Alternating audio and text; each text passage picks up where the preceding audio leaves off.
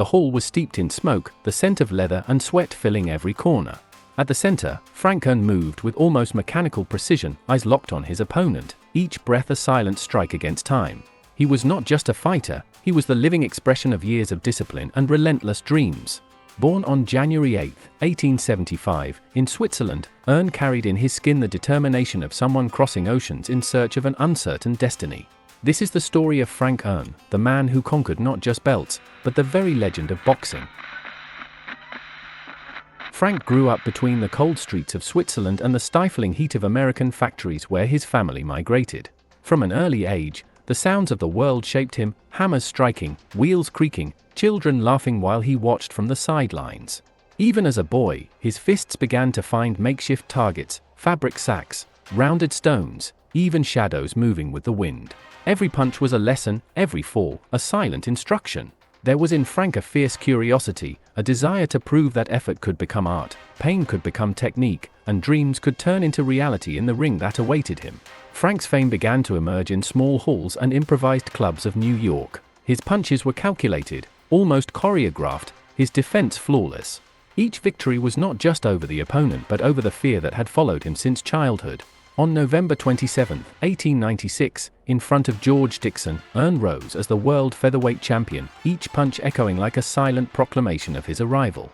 He did not seek applause, he sought respect, and slowly, every fight, every round, shaped the man who, a few years later, would also claim the world lightweight title against George "Kid" Lavigne. Even the most disciplined fighters feel the weight of life outside the ring. For Frank, the pressure of holding two titles, constant travel, and public expectation made each day an invisible battle.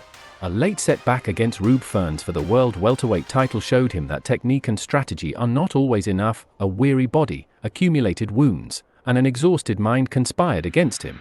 In the silent locker rooms, his fists relaxed, but his gaze remained distant, lost in memories of sacrifices and sleepless nights, reminding him that glory is only the tip of the iceberg of a path filled with renunciations. After facing physical and emotional wear, Frank Erne found in experience the key to a new chapter.